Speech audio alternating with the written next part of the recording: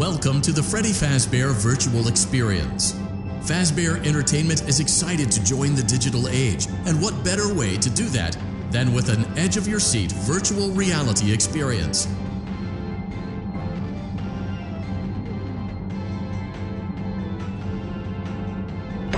We know that Fazbear Entertainment has developed something of a bad reputation over the last few decades, and while it's true that some stories associated with our name were loosely based on actual events, the majority of them were total fabrications from the mind of a complete lunatic, lawsuits pending. But we aren't above laughing at ourselves. Ha ha ha.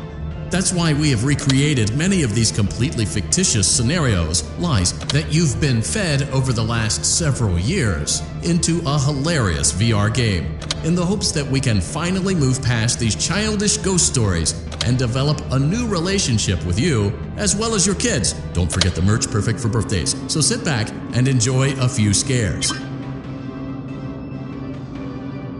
We do, however, ask that you agree to a simple waiver. You acknowledge that Fazbear Entertainment is not responsible for accidental digital consciousness transference, real-world manifestations of digital characters, nightmares, night terrors, night sweats.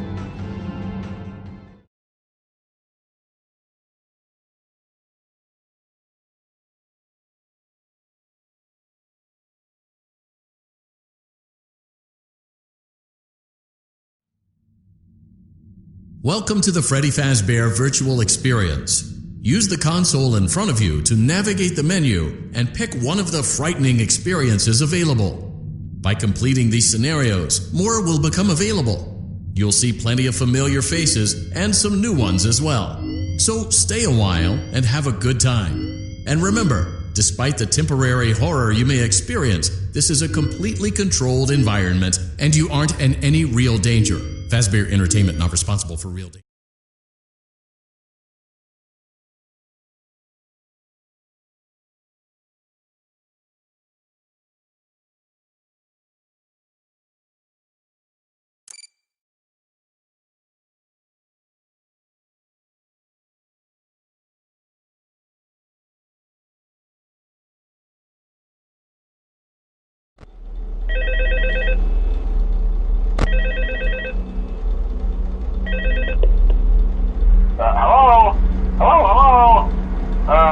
Hello and welcome to your new summer job at the new and improved Freddy Fazbear's Pizza. I'm here to talk you through some of the things you can expect to see during your first week here and to help you get started down this new and exciting career path. Now, I want you to forget anything you may have heard about the old location, you know. Some people still have a somewhat negative impression of the company. That old restaurant was kind of left to rot for quite a while, but I want to reassure you, Fazbear Entertainment is committed to family fun and above all, safety. They've spent a small fortune on these new animatronics. Facial recognition, advanced mobility, they even let them walk around during the day. Isn't that neat? But most importantly, they're all tied into some kind of criminal database so they can detect a predator a mile away. Heck, we should be paying them to guard you. Now that being said, no new system is without its kinks. You're only the second guard to work at that location. The first guy finished his week but complained about conditions. We switched him over to the day shift. So, hey, lucky you, right? Mainly he expressed concern that certain characters seemed to move around at night and even attempted to get into his office. Now, from what we know, that should be impossible. That restaurant should be the safest place on Earth. So while our engineers don't really have an explanation for this, the working theory is that the robots were never given a proper night mode. So when it gets quiet, they think they're in the wrong room. So then they go try to find where the people are, and in this case, that's your office. So our temporary solution is this. There's a music box over by the prize counter, and it's rigged to be wound up remotely.